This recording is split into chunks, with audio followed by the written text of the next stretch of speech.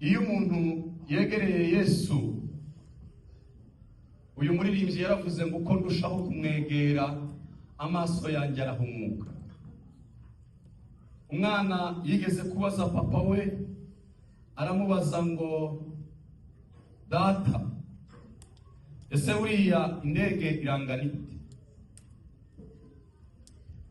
Se ntiyamuri igisubizo, amusohokana hanze bareba mu kirere. Aramubaza ngo iriya ndege uri kureba mu kirere irangana gute? Mwana aramubwira ngo ni gatoya cyane, ndimo ndakabona ari akantu gato. Ngo buce amujyana ku kibuga cy'indege. Amugejeje ku kibuga cy'indege aramubaza ngo iyi ndege irangana gute? Umwana aramubwira ngo iyi ndege ni nini cyane, yakwicaramwo abantu amagana. Muvyeyi aheraho ahereza umwana igisubizo, aramubwira ngo n'Imana nuko niko imeze. Iyo uyirebera kure ni nto, ariko uko urushaho kuyegera niko ubona ubugari bwawe. Kuvuga ngo amen. Cya kabiri, icyo kirumvikanye se? Iyo twegereye Imana ubwiza bwayo bukatumurikira. Icya kabiri kijya kibaho, hajya hagaragara twebwe. Iyo umuco w'Imana umurikiye ubuzima bw'umuntu, umwaka Uziya yatanzemo, Esaya yabonye Imana. Mu mwaka Uziya yatanzemo, Esaya yabonye Imana. Hari igihe cyageze baratubwira, barimo baratubwiriza, baratubwira ngo nitugende twice Uziya. None ngashaka Uziya nkamugura icana. Mugende mwice Uziya. Biriya ntabwo yendaga kutubwira impamvu zo kwica Uziya. Umwaka Uziya yatanzemo, c'est dans les périodes ariko Esaya yabonye Imana, ngo abone Imana aribona, abona, amenya neza ko yanduye.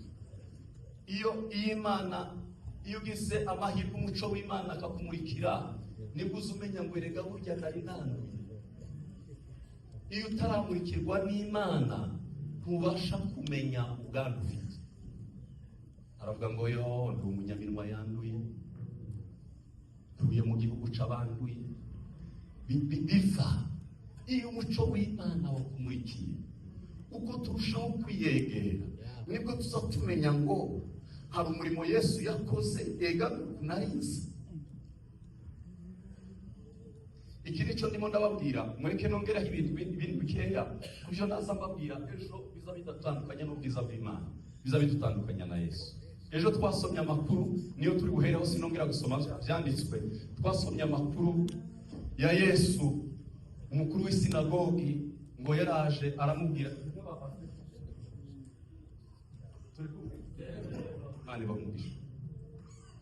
umukuru w'isinagogi ngo yaraje abwira Yesu, aramubwira musize akana kanjye karembye, none tugende uje kunkiriza umwana ararwaye. Yesu ngo yari mu bantu benshi, afata urugendo agiye kureba akana karwaye.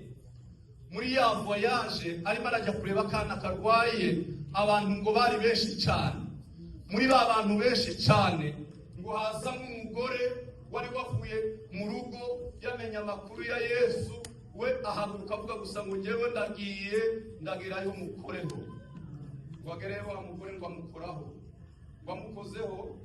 Ni amakuru twasomye ejo ntari gusubiremo. Wamukozeho, Yesu ngo arababwira ngo hari umuntu ukoze. Hari umuntu wakoze. Hanyuma umuntu wari ukoze kuri Yesu, abigishwa ngo baramuhindukirana baramubwira, naza mbabwira ati yaba umusaza w'umunyamurenge, yari kumubwira ati ariko none abayo nabo aba amahirwe abantu ko barakurira, none kubabaza ngo ninde wagukoze. Niko kuza muri aba bantu babikwangira ku muntu wakora ibitangaza, dore ko tubikunda, kumubaza ngo ninde ugukozeho. Yesu arababwira atoya, ntakozeho umuntu, hari umuntu wakoze. Kandi igitangaza ntiyari yafashe Yesu ukuboko ngo ababwire ngo ashake kumwisha gusa, ngo yakoze gusa.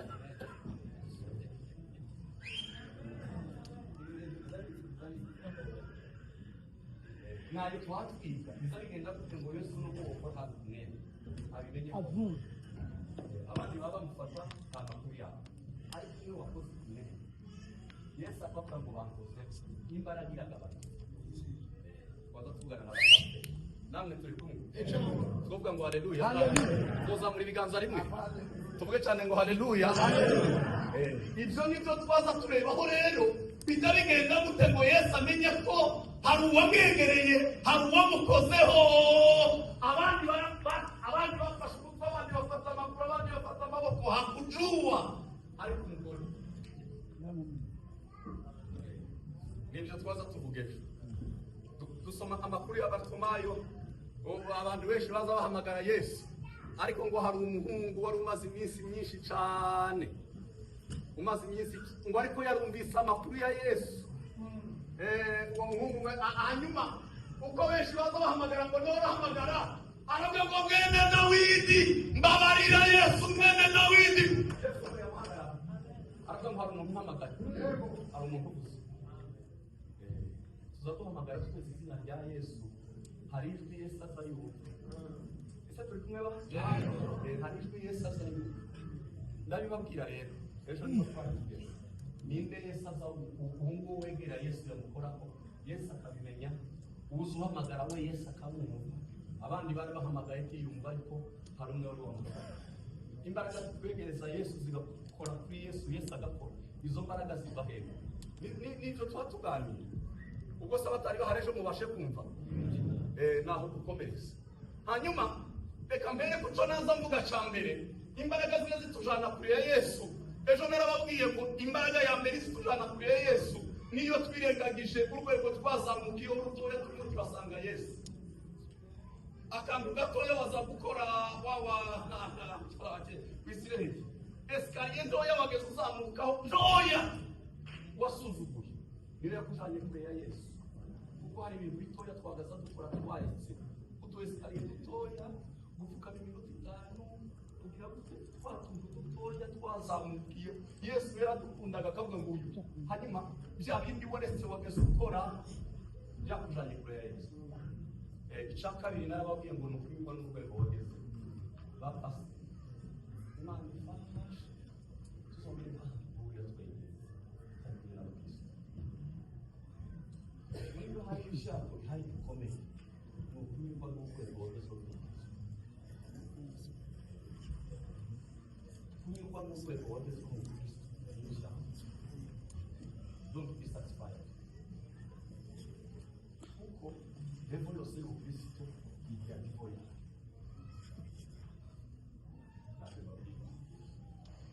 icyo gicaga nababwiye mu gicaga ni ubuzima bubaho utembera amakosa Dawidi yageze amara gucumura akamabwira Imana ngo dore kuri umutima wawe bakira umutima wawe utembera amakosa tuvuge ngo haleluya haleluya mbabwire rero icyaka kiza cyegeza umuntu kure y'Imana n'icyaha cy'abayuzi icyaha wahinduye ubuzima ukakigira akamenyero icyaha nicyo cya mbere kiri indisipurine icyaha kiri indisipurine tikiza gitinya ikoti tikiza gitinya pasiteri tikiza gitinya revera tikiza gitinya bishopu tikiza gitinya evangeliste tikiza gitinya umugabo w'ifura icyaha kiri indisipurine kiza kivogera bishopu uyoboye abantu kikamuvogera icyaha ese buranga buke kiri indisipurine ku rwego rurenze urugero tikiza disipurine ngo kiza gitinya amavuta baguze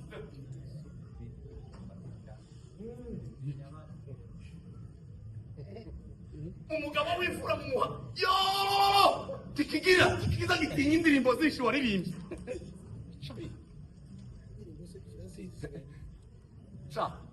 kiza gihangara kwambaye karuvate ugakuza kositime abandi bose bakavuga ngo gushindikana dore uri mugabo kandi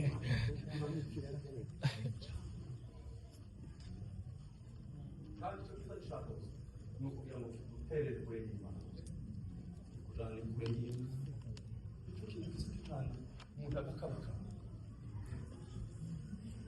gakabakaba, yabwiriza gakabakaba, yaririmba gakabakaba. Ese ko nta bwiza bw'Imana burimo kuza tugashaka gukoresha ma experience? Ese ko nageza avuga bakakira?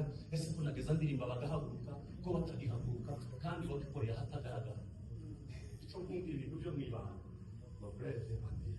icyo nkunda ibintu byo mwibanga, ukorera vyiza mwibanga, Imana ikakuzamura ahagaragara. Wakorera ibintu mwibanga, Imana ikamanura mixer ahagaragara. Basi ikazageza kubwira ngo niba kuri mixer, yageza kubwira ngo Imana niba kuri mixer, usikora cyane kahagarara kuri mixer, amajwi kamana kagira ngo n'urukomeza kagira ngo n'urukomeza kwa ukaririmba ukagira ngo ni kuri mix niyo izija kuri mixer kamana sasa turi kumwe ba boka ngo amen boka muri biganza bine haleluya umugabo usikora cyane winjira umugore usikora icyaha mu rugo winjira duyi mu rugo, uri umugambanyi w'urugo rwawe. Niwe wagambanyi urugo rwawe.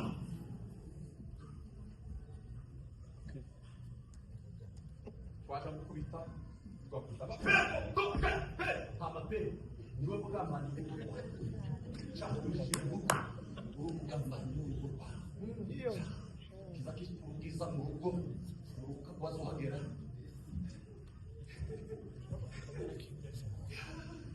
Hari umugore w'umugabo nawe ugeze kungirira neza, Imana imwereza amahoro. Umugore w'umugabo, umugabo namurahazi. Umugore nageze mu bantu be kumurangira, nari mpamvu nshaka gufunguza gukomeza urugero. Ngo mpagere sanga amaze gutungira umugabo umutsima.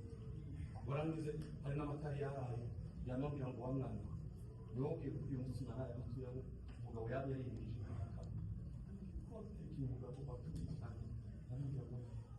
Umwana ngakurya baya n'umufunga babanije bicara bo muri hanze bamara bafata kucanje baranze ngo tuje gutanduka barabaza ngo kwanje bantu rusinza bifashwe zasabira amahoro hari usugeramo ese tuza kwa amen hari umuntu usugeramo ugasanga hari kaboni y'Imana kiri mu rugo cyubahiro cy'Imana kiri mu rugo wazawinjira ntakinduraho ugasanga mu rugo harimo Imana. Akaba n'umyonzi barashinyagura.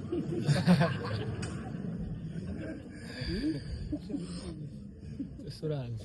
Hari umwe winjira atuye. Bengiza atuye ku nyumba yawe. Icyaha ni atuye. Icyaha ni atuye w'Imana. Iyo ukireka ukazugira ngo kuri icyaha hari umuntu wabwirira neza. Ni inyungu z'abana bawe, ni inyungu z'urugo rwawe, ni inyungu zawe kugumana n'Imana. Nicyo kintu kiza cyongera gutwara inyungu y'Imana. Icyaha cyabaye ubuzima, hari ibyaha abantu bose bagira ubuzima, ugasanga niyo yagikoze ntakikibuka ko ari icyaha yakoze. Cyabaye ubuzima bwiwe, wagize ubuzima, kiza kitandukanye n'Imana ukajya kure.